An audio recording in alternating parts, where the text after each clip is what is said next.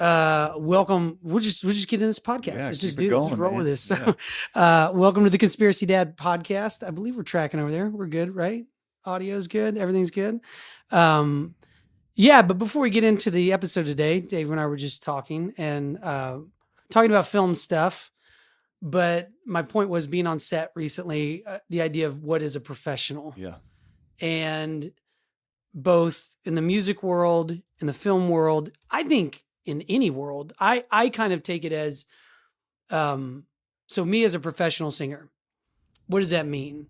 What's the difference between me and anybody else who thinks they can sing or wants to sing? Yeah.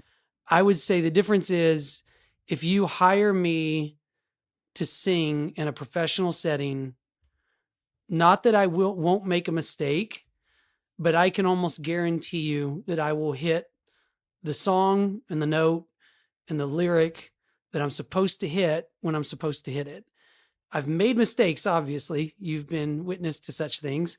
Likewise. But especially if it's like a national anthem kind of moment, or like in a wedding, Funeral. you have me singing your opening song at your wedding. I can guarantee you I am not gonna miss that opening song. And that's what you're paying for, is that Dante's got that opening song locked down.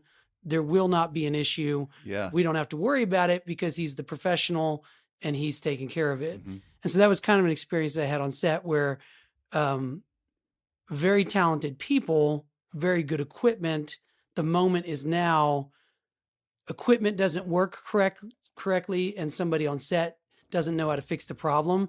That's that moment to me where it's like, you're not a professional. Totally. Like, you're paying for that moment. I got a 10-minute window to shoot. And if you're as harsh as that might seem, like, well, can you help that the equipment malfunctioned? No, but you could have a backup ready. Yeah. You could know, I guess for me in that moment, that's what I would say, is that if you hire me to shoot in a 10-minute window, I can guarantee you my equipment's going to work and I'm going to have you're going to get your shot. And if you're not getting your shot, I wouldn't consider myself a professional. I don't know. What do you think?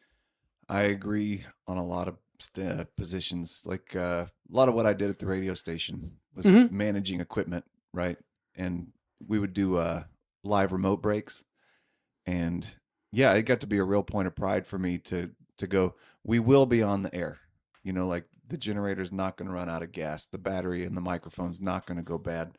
How do I know that? Because I have tons of extra gasoline. I have tons of extra batteries. I have a backup for the microphone. Like you said, will the signal from the antenna be as clear as day? Well, some things are a little bit out of my control, but to the extent that I can keep variables under my control, then yeah, no, we will be there. There are going to be extra jumper cables. I think it's okay to not be there yet. You know what I mean? Like everybody has to start somewhere. Yeah. And I've worked with lots of creatives that are on a path towards considering themselves a professional, whether it's graphic design stuff, web design stuff, video production, all of that. Everybody starts somewhere. Yeah. I just think that when you're on that, like, how do you know when you've crossed over to I am a professional? My point would be that is you'll know it because you'll have a sense of confidence in what you can deliver, and you'll know, yes, obviously lightning could strike and everything could, it could be something completely unforeseen. But as far as on your end, is there anything that's evading your performance that you kind of, that moment where you like, I got to Google this, I got to go figure out, exactly what it is? No, like you don't have that. And if you are Googling stuff, you're just not a professional yet. You're still learning. You're still on that path. Yeah, it all comes from preparation, and that's something I get from like some of my favorite musicians I listen to interviews on. Or when you talk about when you have me, if you hire me for singing at your wedding, or if you hire me for this performance or that, I think as a bass player, I'm going, if we're going to play for 3 hours, I promise it won't be a dumpster fire. Even if I've never heard the song, like the bones I'm going to drop, the missed notes are going to be in the key that we're playing in, and I can walk to get somewhere. to Mhm. make it sound right, you know? So yeah, I think you're right. Being a professional is Do you the remember like minimum. that transition though? Because there is like a financial, I remember doing open mics for Mhm. years. I remember like putting in your time Yeah. Yeah. and people start to pay you as a professional and how you like work that up, you know, to where you get to where when you are operating as a professional, you kind of have a standard of, well, this is what I charge for this thing, this service, or Hmm. this, whatever it is I'm doing. It is, like you don't go from nothing to 2 grand a night. You know what I mean? Yeah, I still haven't done that Yeah. Well, yet. oh, damn. I didn't mean to let that, I wasn't supposed to say anything. No, but you get what I'm saying? Like there's a bit of a journey there. And Yeah, I yeah. don't, I mean, obviously the joke is like when you're quoting a project, well, what's your quote? It's like, well, how much do you have? You Yeah, know, it's right. like, How much you got? but you know, you have to gauge where you're at. And, I think Yeah. to just be ready to, I still stand by when we went out to Nashville and Ed Cash did my first Mhm. big record or whatever. Um, he gave me a guarantee. I don't know if you remember. Were you there? I don't know if you were there in that conversation or I not, don't but think so. guy has lots of Grammys and he was basically, you know, I'm paying him independently to produce my record, but he, you know, he's like, I guarantee, I stand by everything that I do is what he said. I have eyes and ears on everything. And at the end of the day, if you're not happy with a track that I produce for you, you don't owe me a dime. And I really like looking around his huge house and at his Grammy, you know what I mean? Is that moment where it's like, oh, well, that's how you get to this level is you have, like I said, he had a level of confidence where Yeah, he's yeah. like, I know you're a good enough songwriter. I know your material. I know I'm a good enough producer that I can give you songs that are going to really impress you. Yeah. And he stood behind that. And I mean, yeah, every track he played for me, I was like, great. I got no, you know, like Yeah. it was as good as he said it was going to be. But I also felt like that was a cool moment where I thought, yeah, we should, in this industry at least, like you got to stand behind your work like that. You have to say, and I've done that too with video work, like Nick and I have said with clients. I mean, I do stand behind it. If I have a, obviously, you might get some crazy, unreasonable person that's like, nitpicking something Yeah. stupid and you're not going to give them a full refund. But honestly, if anybody had a legitimate complaint where I dropped the ball, I would be perfectly fine saying, take your deposit, no hard feelings. Right. You Yeah. know, I screwed it up. My bad, you know? Yeah. I agree with all that.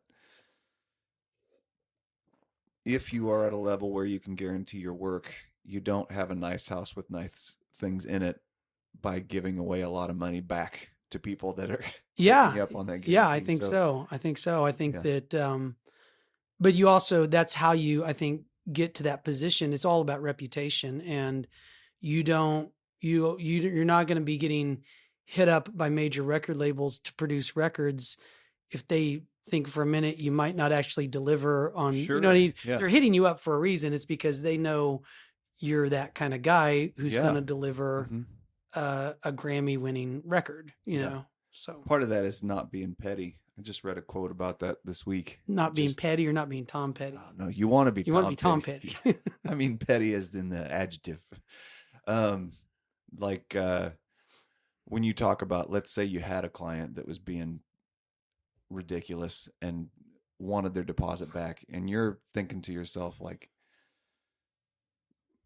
maybe that's on me, maybe it's not. I guess the point I'm making is the concept there is your reputation is built on an overall scope of work. Hmm. And if you get into the weeds on, you know, on a guarantee on a job that is debatable, Hmm. like what a professional would do is kind of go, look, I delivered what I said I was going to, but if if this is going to spoil the relationship, Yeah. That's fine. probably what I would do. Yeah. I'll make it right as best I can and keep moving forward. Um, yeah, the shop I work at, same thing. You know, if if it gets to be a recurring issue with that client, then you just know it's not a Well, productive and relationship. I've had clients like that, there are clients that you fire Yeah. Yeah. just because they're not worth Right. the headache. And, I still think even in that case, we left those situations as, gracious Yeah. as you Yeah. can. Hmm. And it's not like you say to the client's face, you're fired. You just say, oh, I'm sorry, this isn't working out. No hard Yeah. feelings. We Yeah. got, let's just part ways. Yeah, I haven't had a lot of those, but I've had a couple that it's just not, That reminds me of a dad hack I thought of this week, Oh yeah, let's which hear it. is Dad so hack. so the pastor at church last week was making the point that all men are like still just pretty much 10-year-old boys. And he was kind of making the point of, he said all, like Let me hear this. Sounds kind of Protestant. yeah, and well, funny thing is, so yeah, you're exactly where I was when I heard him say that. I was kind of like, oh, I'm not. I'm way more evolved than that. And he was making a joke because he's talking about the dynamic of a marriage, and he's specifically citing the verse that says something like, "Wives, respect your husbands; husbands, love your wives." Mhm. And the concept is, wives, we're all 10-year-old boys at heart. And, just tell us our muscles are big, and that'll go a long ways. And likewise, husbands, say nice things to your wives, compliment them on their earrings and that sort of thing. Just like my daughter's 6, but by the time she's 10, just saying your dress is pretty, that goes a long way. Yeah. So he makes this point, and I'm sitting there like, that's so ridiculous. I'm not a 10-year-old boy. I'm a man. Fast forward like 3 hours, we're at our friends, and I'm throwing the football around in the backyard with my boy and his buddy, and I made like a fairly athletic catch, like on the run, and I looked right at my wife, like up the patio, to see if she saw it, and she didn't care. She didn't. Well, yeah, I was like, oh gosh, yeah, I'm just seeking that validation, just like he said. Yeah. And I guess I say all that to say, when you fire a customer, you don't say you're a stupid customer, you're fired. I guess it depends on the situation too. Yeah. There might be a situation there where are it's times warranted. But the dad hack I thought of when I realized, like, I'm a 10-year-old boy, just like the pastor says all of us are 10-year-old boys. Then I thought, well, and girls are 10-year-old girls, women are 10-year-old girls. They respond no matter the age of the woman when she walks through the door of your shop. If you say something not creepy, but pay them a compliment, they're not going to be upset with you. They're going to respond well. And I thought, so what if you use your dad skills that you would use on your 10-year-old boy, like, positive reinforcement, dangle the carrot rather than the stick. My wife says, water the flowers, don't spray water on the seed or the weeds. And I was like, what if you try that on adults? Like, use your dad skills to jujitsu mentally on adults. And I did it this week, like in my emails to some of our problem customers. I was giving them like big compliments on the stuff that I wanted to see more of. And now I'm starting to see more of the behavior I want out of them. And I'm like, this is hilarious. I'm parenting grown-ups. That makes me think of, I did a video production with a guy this week he's a very big sales guy, and his big thing he kept pushing, which I forget who he said it. It's not, he didn't claim that it was him, but he was saying, no one cares what you think until they think that you care. Yeah. And that was his big thing. He's like, you can't go into a situation assuming that people are going to care what you think. He's like, you have to go in assuming they don't care what I think.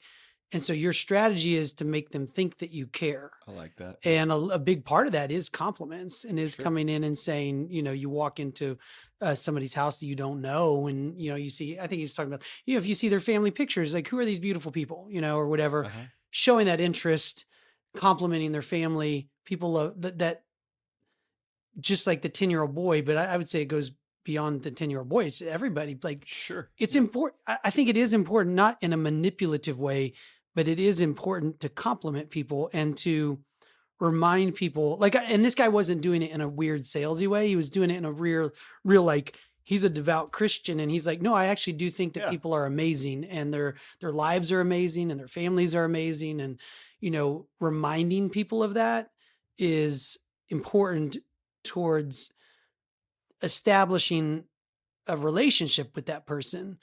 And until you have that relationship, then why would they care what you think, And why try to tell them how to do things or what to think or why why they should do anything. They're not going to care. I'm with you that it's not to be manipulative. It's not so that you can It take could from be them. manipulative, Yeah. but you could also do it in a non-manipulative, just a decent human being way.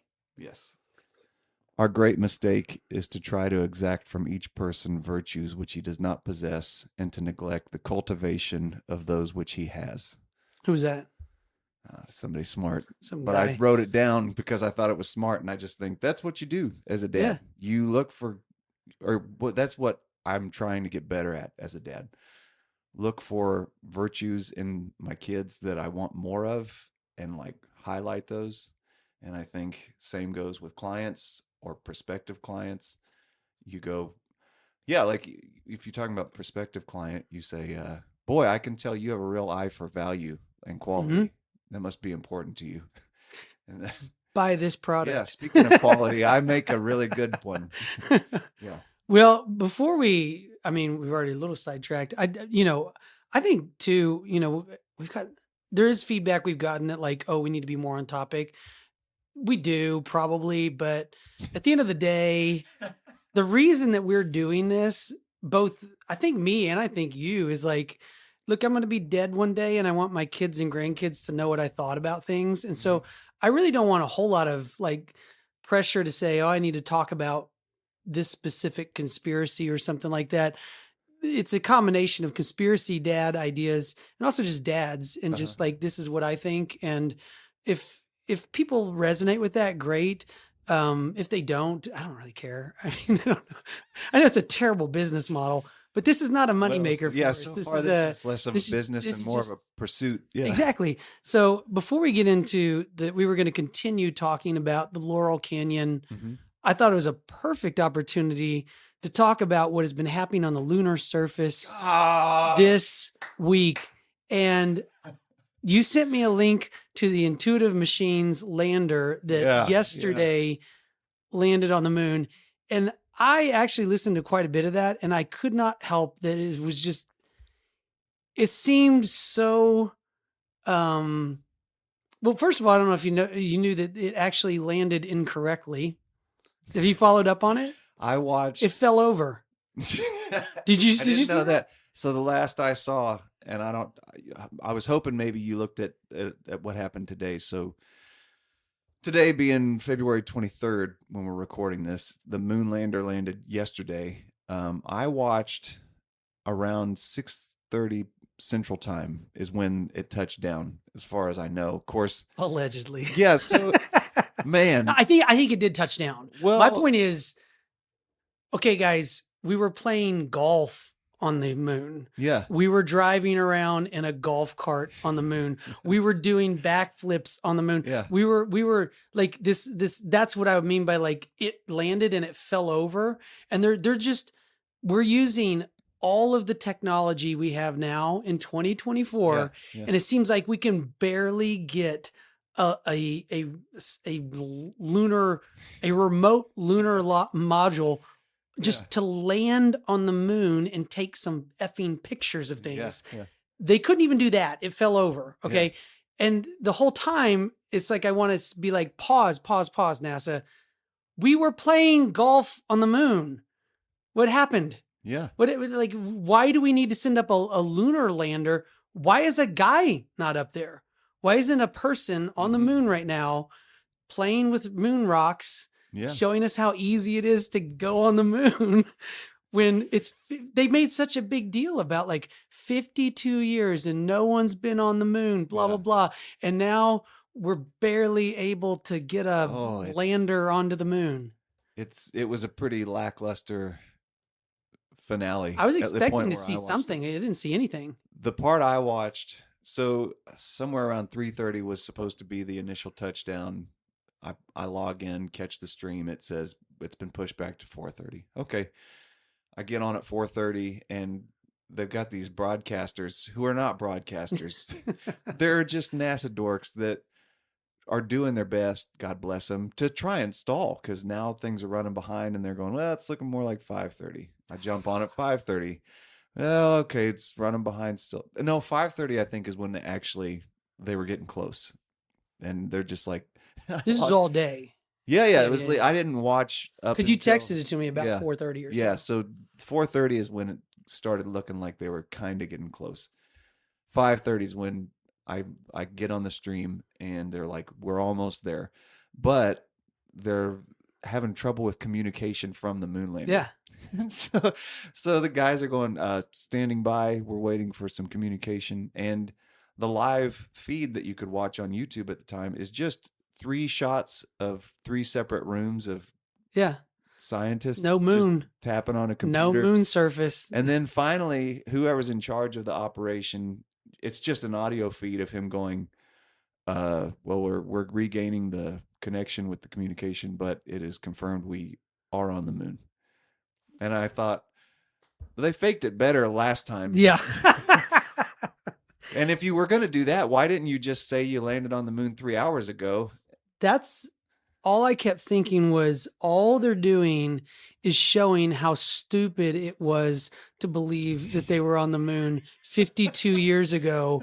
When if you even just think for a second about the difference in technology we're working with now versus back then, and the idea that we're streaming it on they the were internet. they were broadcasting live from the surface of the moon, that makes no sense whatsoever. The fact that you like today, our most high-tech thing we could land there, can't even land it, fell over. They can't even keep contact with it. Why? What on earth has changed? Yeah. And then why couldn't you just send up a dude with a walkie-talkie? You know, like why did we have to? I mean, they keep saying it's so expensive, but it doesn't make any sense. Like you're already putting the SpaceX rocket into orbit, so we can see how much harder they've got. Like 16 payloads on that little lunar thing. You couldn't just put a guy on there. Like why? Like how much heavier is a dude? Get a small guy, stick him in there, send him to the moon. I think everyone probably knows how we feel about it, but I just think it's stupid. Yeah, it is. Your last episode, you said, when somebody says that they believe we landed on the moon, it's silly to believe that conspiracy theory that we faked it. And you ask if they've read McGowan's book, and if they say no, you just go, well, I don't think they know what they're talking about. Yeah. All of a sudden after yesterday, I go, like you're saying, okay, I'm the crazy one that I think that this I could not believe when it fell over. Yesterday when I was looking for an update and they said, oh yeah, it did plopped over. And they were like, we were reading all the all the sensors. They thought it was supposed to be vertical. And then they're like, oh, it's on the y-axis because it fell over. Yeah. And I just thought they can't even land. They can't even land like a super high tech thing on the moon without it falling over. That doesn't make any sense. It just doesn't. No, it doesn't wash. They sure were patting themselves on the back yesterday too. They were really proud that somebody said on a microphone that we did it. But didn't you want to just yell at them like, we've already done this. We played golf on the moon, guys. Yeah. You think you're some big you landed a lunar I don't or know we didn't ever play golf on the moon. like we were there with a lot of guys back and forth. Apparently, but now it's just getting there is a big deal, I guess. Is with that, with the accusation that we staged it here on Earth back, 50 some odd years ago. Is there some kind of insight into where we shot the land moon? Yes. Okay. Was it at Lookout Mountain Laboratories? Seems like no. That's the element that we missed. Okay, so let's cut to. We're back to talking about Laurel Canyon. And there was another element of the Laurel Canyon scene that is really interesting that I completely forgot to talk about. And that was Lookout Mountain Laboratories. I've got a kind of a synopsis. Okay. That I took down based in Laurel Canyon. This was, give the background, but it's a laboratory owned by the federal government, operated for a long time, no longer, now owned by Jared Leto. Oh, I didn't know to do God knows what. Yeah, like he bought it for like $5 million or something like 7 or 8 years ago. Yeah, nice. Which I'm sure it's an awesome hangout now. But anyway, but yeah, it was What year did it start? Built, What was their capability? Built in 1941. By 1947, it was the world's only completely self-contained movie studio with 100,000 square feet of floor space. The covert studio included sound stages, screening rooms, film processing labs, editing facilities, an animation department. It didn't have a helicopter landing pad too? It doesn't. Oh, yeah, here it is. A helicopter pad and a bomb shelter. Over its lifetime, the studio produced some 19,000 classified motion pictures. My addendum would read, such as the Moon Man. That's just such a Stanley Kubrick's Moon Landing. Such technological advances as 3D effects were apparently first developed at the Laurel Canyon site. The following Hollywood celebrities had clearance to the facility, but none ever spoke on record of their work at the studio. So Ronald Reagan, you ever heard of him? Yeah, heard of him. Walt Disney. John Wayne. Marilyn Monroe. I don't know if she's got any ties to the government. Let's see. Accounts vary as to when the facility ceased operations. Some say it was in 1969. Others say it remained open longer. But it was only brought public in the early 90s that this happened. So it reminds me of kind of the comments you hear about MK Ultra. Yeah. Where they get caught and they go, yeah, well, we're not doing that anymore, though. Yeah. It was also, I think they did say like a lot of the nuclear tests, that the reason they had it originally was to process the films for the nuclear bomb test films. Yeah. Which doesn't make sense because all you need is a dark room to do that. You don't necessarily need a full-blown, except federal government spending. Maybe they just said, well, we need to process some film. Let's open a studio, the biggest, baddest studio ever. Yeah. But that actually could go back to our Nukes Are Fake podcast. And you say like, well, obviously we realize now a lot of those films of the nuclear test were actually fake. So they weren't just processing nuclear film tests. They were also faking nuclear film tests. Processing and manufacturing nuclear film tests. Yeah. The more we do this, the more I find out, the less crazy these sound. Of course, the more crazy I sound to people that I try and tell them. You guys know about this place? It was when you ask people, no one knows about it, right? Like it's one of those things you say, Lookout Mountain Laboratories. I just love this list of people that were involved. Ronald Reagan. Yes. Marilyn Monroe. The girl that was hanging out with the president that got assassinated. Yeah, that also dated his brother who got assassinated. Yeah. Does anybody think that's weird? Yeah.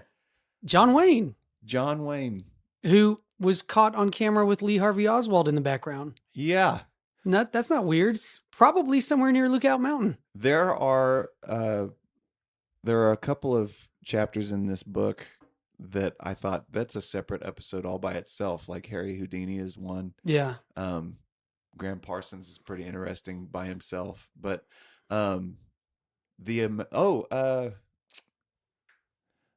shoot. Anyway, using actors goes way back further than the 60s. Well, the Lincolns. That's the one I was trying to cite. Yeah, exactly.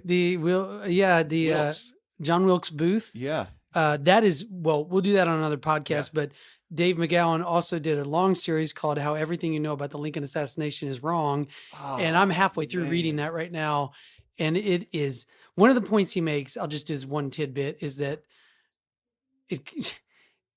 it's not entirely correct, but he just makes the point that like Lincoln is written about as like the greatest president of the United States in American history. And he points out like, well, he couldn't be because he was actually never president of the United States of America. He was not the 16th president of the United States of America. He was president of the Northern states, and Jefferson Davis was president of the Confederate States. Okay. So the United States of America at that time didn't exist. Yeah. And you kind of think about it and you go, because then his point was like, well, what was Jefferson Davis then? Like what was going on? It's like, well, it wasn't the United States that we have today. It was the Northern states and the Confederate States. I don't know how long it operated that way, but the idea that he was beloved by all Americans or even voted into office by all Americans, that's just not true. Yeah. That's interesting. Yeah. Yeah. That gets skipped over in grade school. Well, he was the greatest American president that ever existed until Kennedy came along, Yeah, you know, because he was killed. totally. But we don't need to get into that. But you're right. There's this long, well, it's like in Zoolander. That's fun. Why it's funny that they talk about it. But this long history of using actors. Yeah.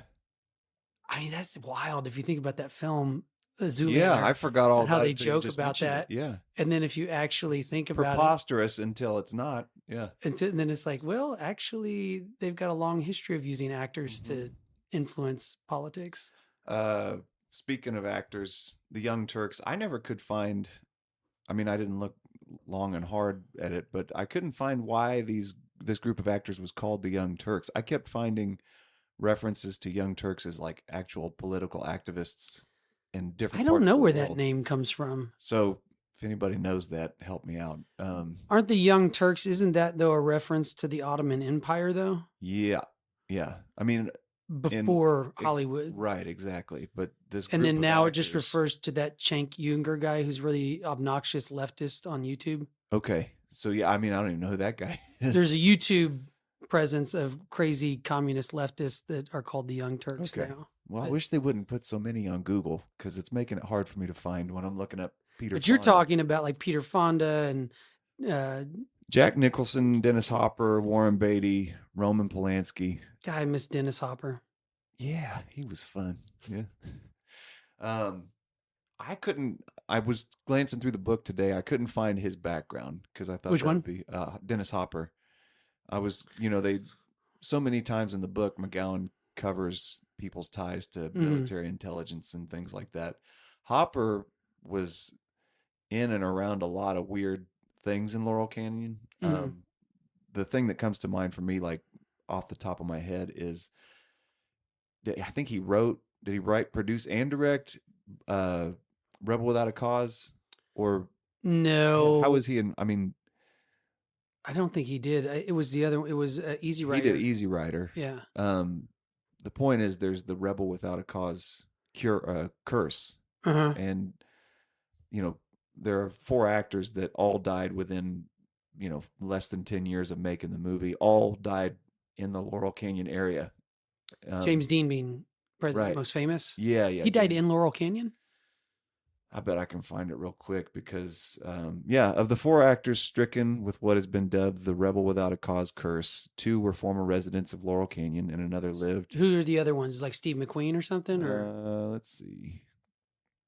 I have to look that up real quick because this just is what I jotted down is that there were four actors, hmm, but I bet I can find that real quick because you're right. There's James Dean was the main one.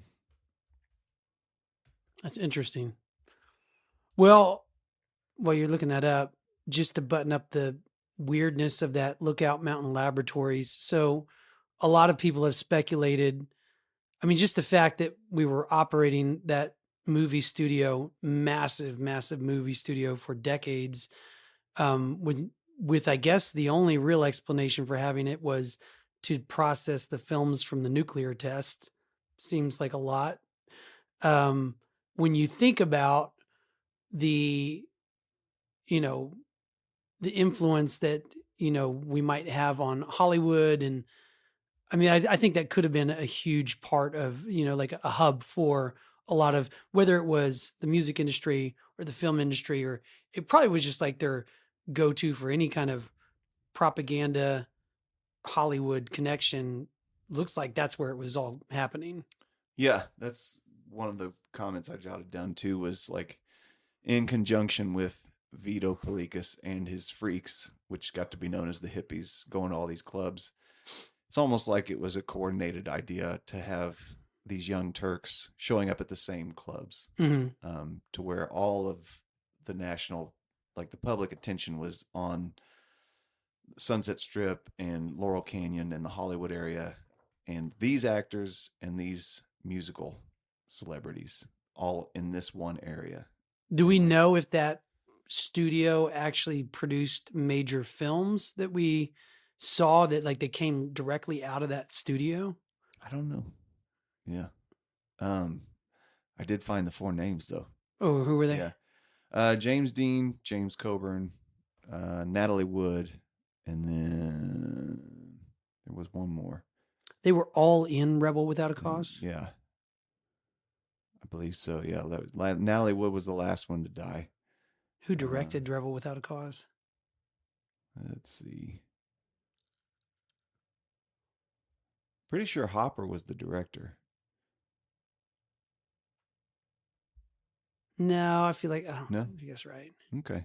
Well, you tell me. You have the internet. I don't have the internet. No, but I'm gonna Google. I'm gonna Chat GPT this. that sounds pretty good.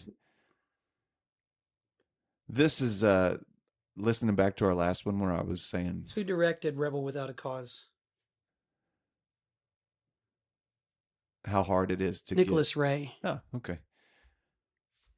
I don't know who that is, except he directed Rebel. He's the director of Rebel Without a Cause. Duh.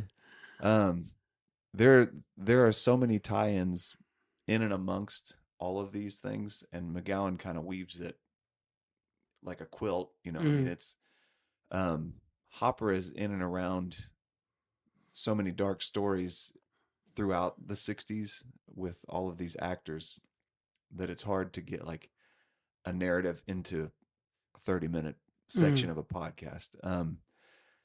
And you know, again, I mean, we've talked Charlie Manson before, and I know Charlie Manson's kind of like the cliche thing to talk about in the '60s when you get into dark stuff that happened in California with conspiracy theories. But here you've got Charlie Manson, you know, hanging out with these actors like he's and musicians, and a lot of them wanting Neil Young being one. I think we talked on the last podcast. We misspoke last week. Yeah, we thought he had auditioned for the Byrds, but he auditioned for Neil Young. And Neil Young was on record, I mean, praising Charlie Manson before he was the murderer, that like he thought he was a genius, awesome. Like he should be this next big. Yeah. And then it's like, ooh, maybe not. My favorite actor tidbit out of all that had to do with Charles Manson was Angela Lansbury is the one that introduced Nancy Pittman to Charles Manson, and Nancy Pittman ended up being one of the really. And wow. I just, I mean, I realized Angela Lansbury had a career before Murder, She Wrote, but in my head, that's who she is. So just like picturing the woman from Murder, She Wrote, like hanging out with dirty hippies that are gonna go. Have you seen Once Upon a Time in Hollywood? No. Oh, really? I've been meaning to watch it. My wife doesn't fall asleep early enough. You have got to watch that. So the interesting thing about that, which is, I mean, yeah, it's an unbelievable film. And there's like Leonardo DiCaprio's character keeps coming around to, and obviously they make it Tarantino style, like ridiculously violent and whatever, but there's just this constant like theme where he comes back to, he's like these goddamn hippies. Like he you can tell even Tarantino hates hippies. Huh. And like he really captures that vibe of like, there were these maybe like more liberal minded even peace loving people at the time, the anti-war people, and they hated these dirty, smelly, rotten hippies who got involved in everything and just made it stupid. It really muddies the waters effectively. It's crazy that, I mean, like, we think of the government as inept and, you know, just full of bureaucracy and ineffective. But I don't know if they're not really dumb, they're really smart. Well, that would be the point, is that is a strategy that's been employed for a long time. As long as you can kind of, well, it's back to the same idea of that you're a conspiracy. It's a conspiracy. You're a nut. You're whatever. As long as it's an easy way to always keep a controlled opposition. And the hippies were nothing but controlled opposition. They literally fabricated from the ground up by the CIA. Part of it that comes up throughout this book, and I mean, if you let's say you take the book out of your study of the '60s, there's a pretty wild amount of people that are hippies that have these incredibly like dark, violent deaths. And we're not talking about like, you know, I started thinking about, I was looking through the list of Laurel Canyon deaths at the beginning of chapter 3 in that book. And it's just citing one after another after another. And I thought, well, you could kind of dismiss a lot of these as, well, they did drugs.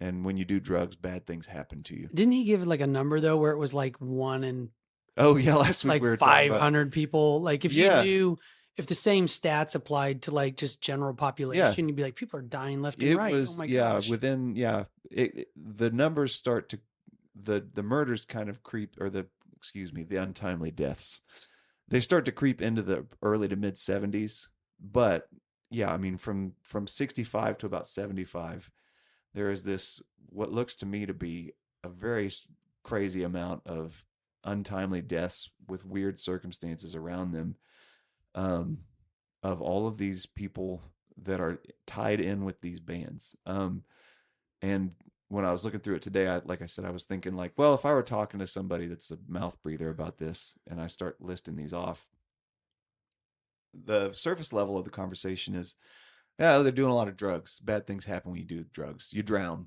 you fall asleep and you In overdose. vomit. Yeah, so some of that's true, but then Isn't that in Spinal Tap? What is that joke he has? Worst way of dying, drowning. And no, they're trying to solve. There's somebody. I don't You're know, like, that's pretty you bad. can't exactly fingerprint vomit. That's what he Oh, says. Like that. He's trying to vomit, but not his vomit. oh Then God. can't actually fingerprint vomit, so you don't really know. Yeah. Um anyway, just what crossed my mind as I was reading through them today was like, okay, yeah, fine. But then you have like the Frank Zappas and the David Crosbys who are kind of the figureheads of this anti-war peace love movement that are like pretty avid gun Hmm. fans that are huge on security, like live in a compound, have known to be like, They're cult leaders. yeah, they're Yeah. kind of like, these kind of the dictatorship type personas. Um, and I just thought, like, as I'm reading through again some of these accounts of deaths, I thought these are not just regular, like, a drug deal went bad and the person Mhm. got shot in the face, but like people being bludgeoned to death and people being stabbed, tens and fifties and hundreds of times. So It's clearly a hit. it's Yeah. well a hit, but also like, uh, I guess it's one of those like it's one thing if you just get held up because you have a suitcase full of drugs or money and somebody wants it. I would imagine, I've never done a drug holdup, but seems like you would like Take the minimum money and effective run. dose. Yeah. You would shoot somebody in the head and then you would get out of there.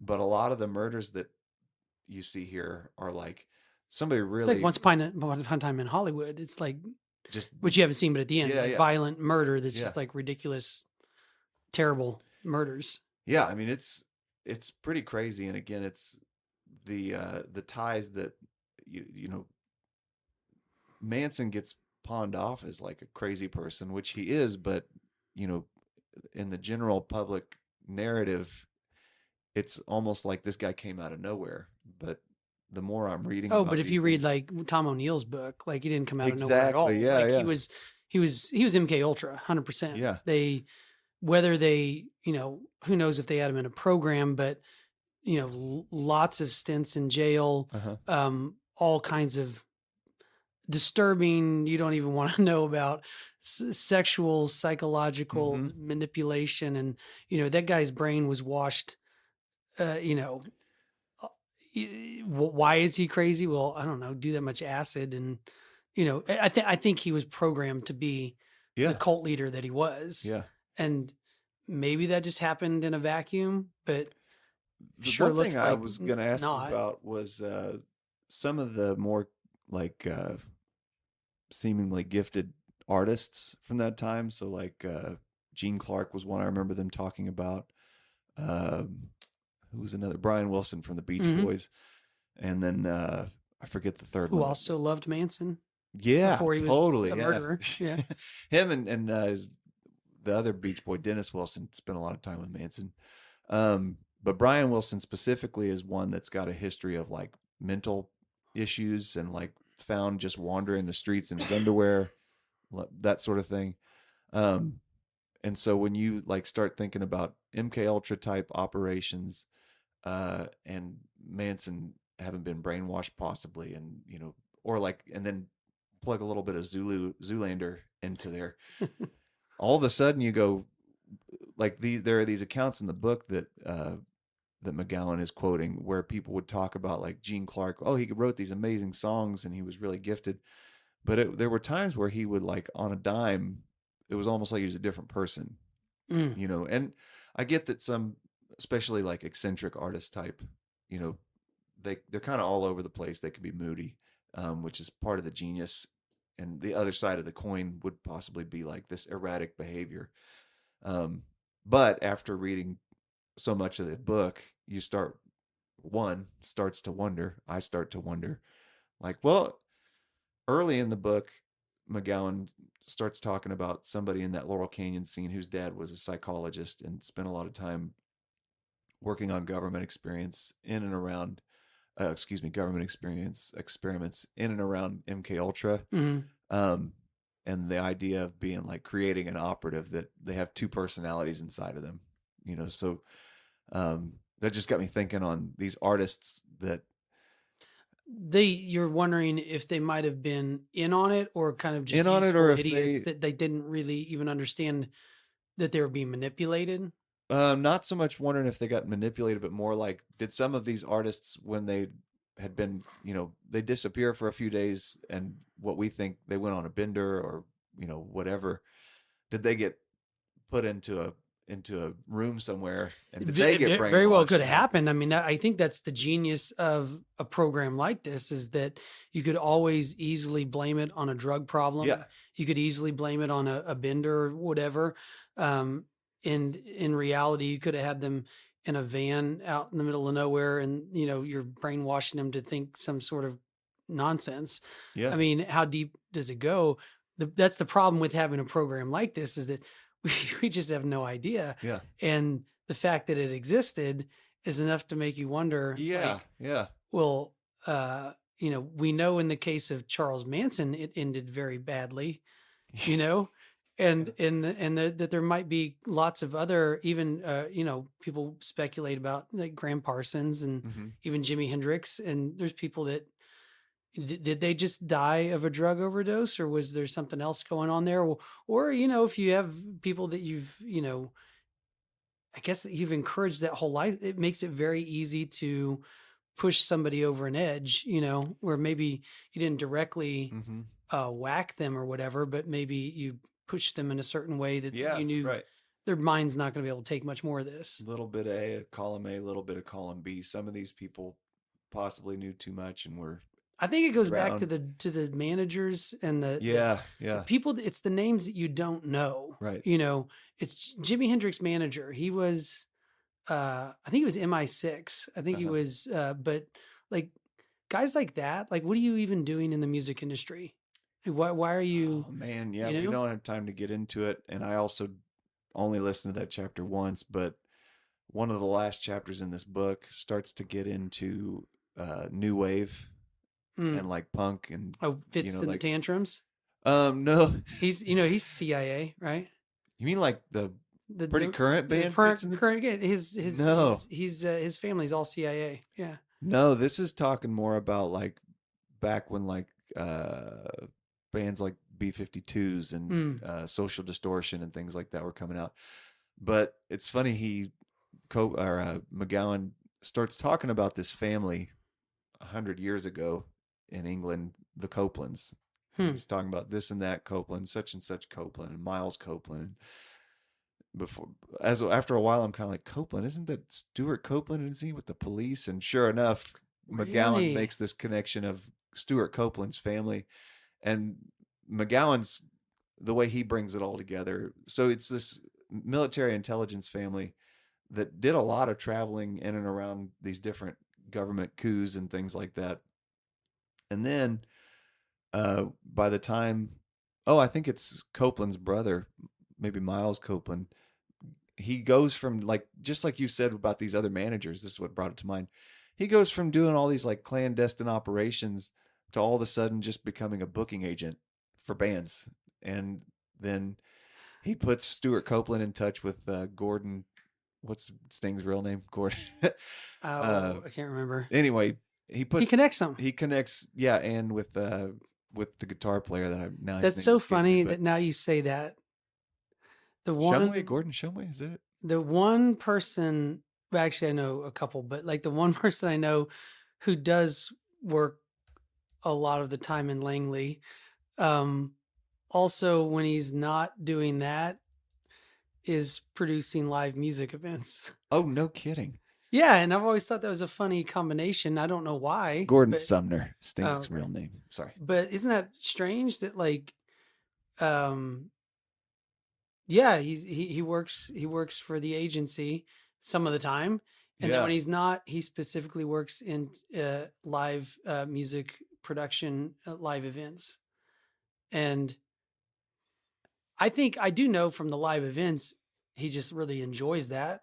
So I don't think there's any relationship, but it is like maybe it's a weird combination. It sounds kind of like Hendrix manager. Like, why would you be working as a spy of some sort, and then be like, I'm done with that spy stuff. I'm gonna You know go. what I really I'm gonna go wanna do? manage a rock Yeah. star, or I'm gonna go book festivals around the country. I guess Yeah. it is a fun job. I mean, working in the festival industry, but. Yeah. I don't know. But Do you know any spies that also work in the live music industry not that I'm or aware in of. Yeah. the festivals or music production? Or I know at least one. So many of them that I've come across are not real bright. I'd be surprised to find out that they Yeah. were spies. Yeah. Which, when you were just talking about that, I thought if I were a spy, I might consider getting into the live music business because I feel like I could game that system pretty well. I feel like the spy business probably gets old though. It's probably kind of a downer Oh yeah, I where would agree with that. Yeah. you kind of get to a point where you're like, God, I want to do something else. And then you're like, you know what? I'm going to do a music festival. And you go, well, that sounds like fun. Wholesome. I guess. Yeah. I don't know. Um, yeah, a lot of youth and vigor, but yeah.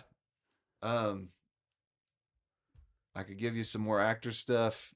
Well, I mean, yeah, where do you want to kind of button this up? I mean, button it up, go read You know, Laurel Canyon scene I on only David want to mention McGowan's Phil website. Hartman just because. Oh yeah, what were you going to say about him? Only because I mean, he's not super tied in to like the Manson family, except for he went to school with Squeaky Froman, which is one of the main Really characters when you like watch anything on the Manson family. She's one of the girls that I think she's still in jail, and like you can find even like a 60 Minutes interview from the 90s. Did you know he was a graphic design artist for a long time? So I'm glad you asked that. Yeah, he designed like first of all he designed for a bunch of bands. He did a lot of artwork. The CSN logo.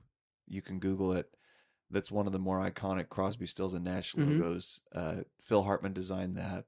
He designed album covers for America, for Steely Dan, and for a few other artists that I don't have off the top of my head. Let's see.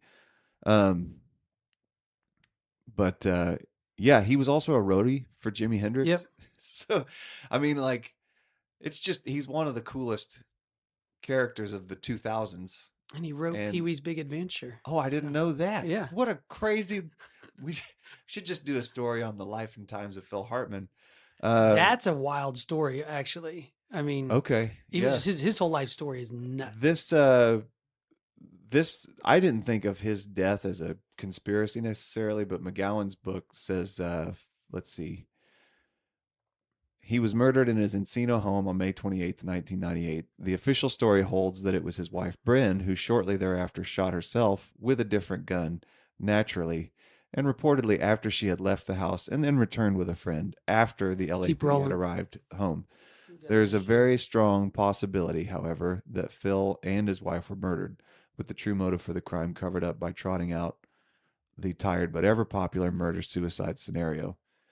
So, yeah, I mean, I had kind of just taken it at face value, but McGowan seems to be of the opinion that there's something sneaky afoot with Phil Hartman's death. Sorry if there was a blip there, but anyway, so yeah, you were kind of closing out the Laurel Canyon scene. Yeah, Phil Hartman. And then yeah, if we're talking Young Turks, I mean, I know we kind of alluded to the Young Turks in the last episode, but then just looking through kind of a brief summary of like Peter Fonda, his father Hank served as a decorated U.S. Naval Intelligence officer during World War II. Bruce Dern's another Young Turk. His godparents were the first lady, Eleanor Roosevelt, was his godmother. Yeah, I remember reading that. Yeah. And he's also featured in Once Upon a Time in Hollywood, one of the main characters. which is interesting because he's a holdover from that era. Yeah. You know what I mean? And then literally in a film about that era. Warren Beatty, his father, Ira Owens Beatty, was a professor of psychology. But as McGowan points out, like oddly enough, he was a professor in a college campus, like right off of Washington D.C.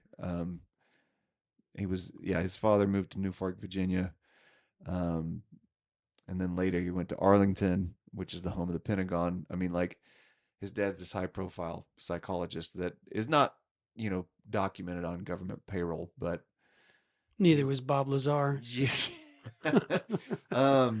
Oh man. Yeah. And then another, the Altamont Speedway, that Rolling Stones free concert in Yeah. 1969, which turned into a real big mess because the Hells Angels were doing security and there were some deaths as a result of it. One of those deaths was caught on camera. Do you know who the cameraman was? No. George Lucas. No. Yeah.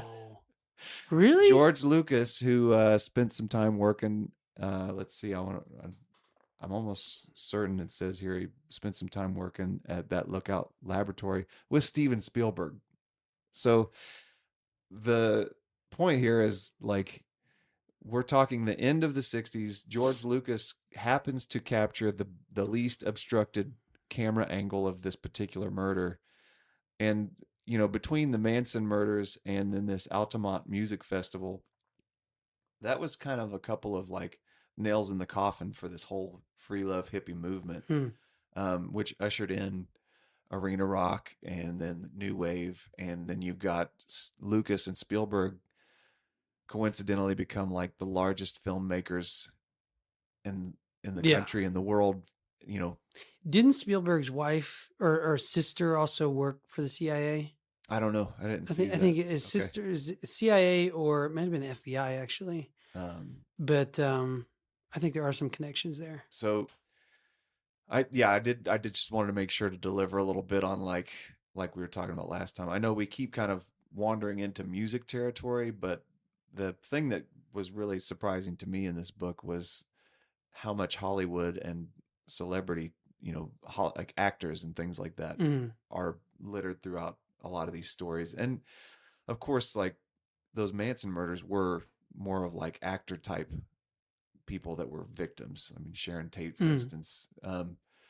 So it's not surprising. I mean, no, that's the, like I think we talked about on the last one, the last episode is that like, when that is like the hot medium, if that is like the culturally relevant space where things are happening, it makes sense that if you're working in psychological manipulation and warfare or whatever you want to call it, yes, you would be operating in that space.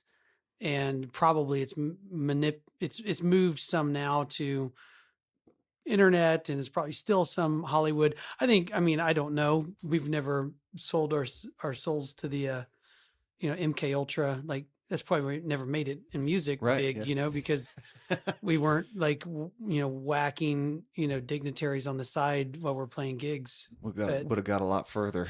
Or if we'd at least like distributed acid or something for the CIA, that would have gone a long way. Missed the boat on that one. But we have our integrity,